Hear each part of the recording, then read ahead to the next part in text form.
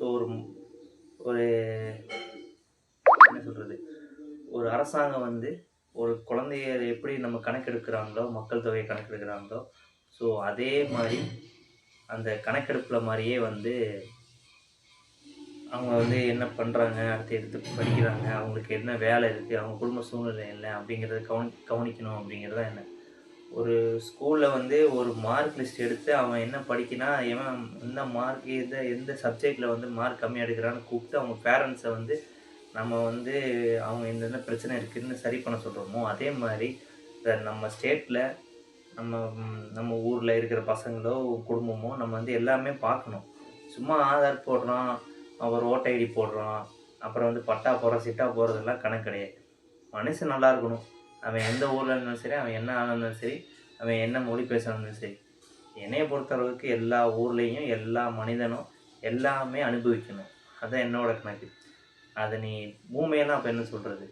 So வந்து நம்மளோட நாட்டில் நம்ம நாட்டு மக்கள் வந்து எல்லாருமே எல்லா விஷயத்தையும் அனுபவிக்கணும், என்ஜாய் பண்ணணும், சுதந்திரமாக இருக்கணும், அவங்க நினச்ச இடத்துக்கு போகணும், நினச்ச உடைய போடணும்.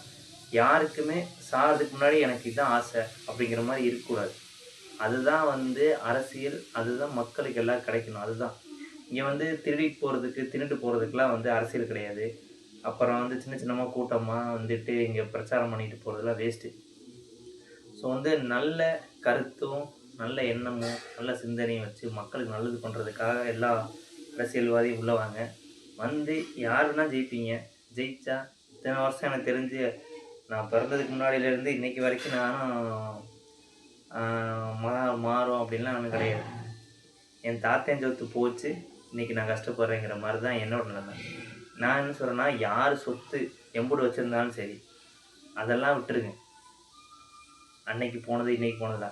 இன்றைக்கி இப்போ கரண்ட்டில் எப்படி இந்த 2000 நோட்டெல்லாம் செல்லாதுன்னு சொல்லிட்டுலாம் கரெக்டாக பிளான் பண்ணி பண்ணீங்க. அது உங்களுக்காக பண்ணீங்களோ யாருக்காக பண்ணீங்களோ அதெல்லாம் தெரியாது. நம்ம மக்களுக்கு வந்து ஒரு கரெக்டாக ஸ்டேபிளாக எல்லாருக்கும் வேலை கிடைக்கணும், எல்லாருக்கும் ஒரே மாதிரி ஒரு சம்பளம், ஒரே மாதிரி ஒரு வாழ்க்கை அப்படி இருந்தாவே போதும்.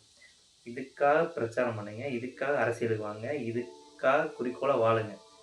அப்புறம் சம்பாதிக்கணும், சொகுசாக இருக்கணும் அப்படி இப்படின்னு நினச்செல்லாம் வராதிங்க. அவன் வந்து பணம் நிறைய காசு வச்சுருக்கேன் வேணால் பேசாமல் போயிடு. இல்லாதவன் வந்து போராட வாங்க, போராட்டம் பண்ணுங்க, ஜெயிங்க, மக்களுக்கு நல்லது பண்ணுங்க. சாகும்போதும் காமராஜர் ஐயாக்கு மாதிரி 4 பேர் வந்து நல்லது செஞ்சோம் அப்படின்னு சாவுங்க. உங்களுக்காக உலகமே கண்ணீர் விடணும். ஸோ என்னால் முடிஞ்ச ஒரு நல்ல விஷயத்தை நான் எல்லாருக்கும் ஷேர் பண்ணணும்னு சொன்னேன். தேங்க்யூ.